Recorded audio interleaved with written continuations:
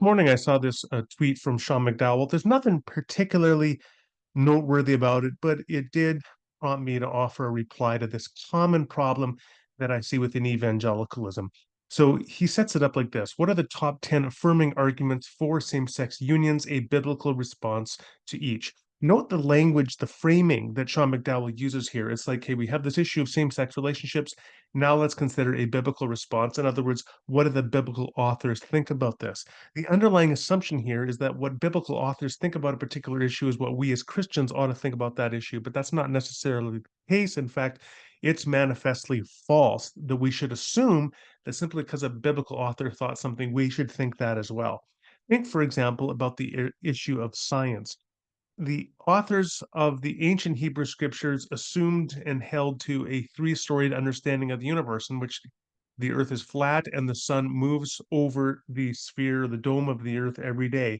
And there is a firmament, a hard surface holding up the waters above or the oceans above. And we no longer accept that understanding of the universe clearly. Paul, in Philippians 2, you still see vestiges of a three-storied universe understanding, although perhaps Paul had adopted to a Greek view of the earth as being a sphere, but nonetheless, there still being a three-storied or three-leveled understanding of the universe. That's not clear, but what is clear is that the Apostle Paul did not hold to a modern understanding of the universe that we would hold to today, with 2 trillion galaxies, the Earth being in the outer reaches of the Milky Way and going around the sun, and the sun dragging all of the solar system in a motion, an orbit around the Milky Way.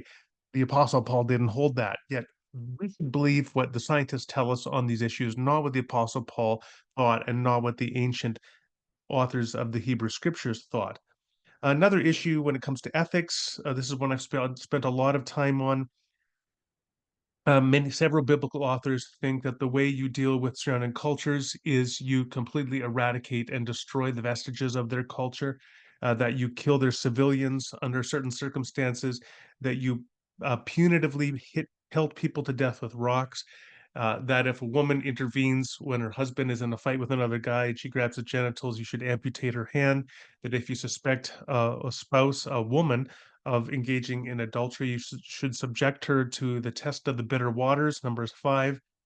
All of these things are views that we would never think to implement today unless you're like a really kind of scary theonomist that wants to establish Old Testament law.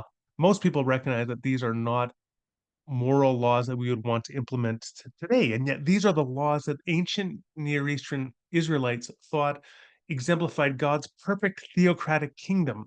So, this is very different, our understanding of ethics and jurisprudence, than that which was held by the ancient Israelites.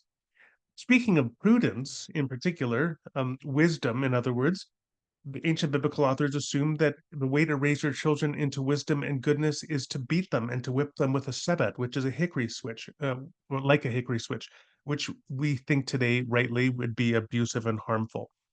So again, we reject that. When it comes to theology, the biblical authors, certainly the ancient authors of the Hebrew scriptures, but also the New Testament authors did not have a clearly articulated doctrine of the Trinity, yet this is a doctrine that we hold to within the parameters, if you're a historic Orthodox Nicene Christian, of fourth century Nicene Orthodoxy. The New Testament authors did not have a clear understanding of the incarnation, such as is articulated, let's say, in the definition of Chalcedon in 451, and yet that's what Christians hold today. So, time and again, you can identify areas where we don't simply go back to what the biblical authors believe. What Christians believe goes beyond and may at multiple points contradict what biblical authors believe.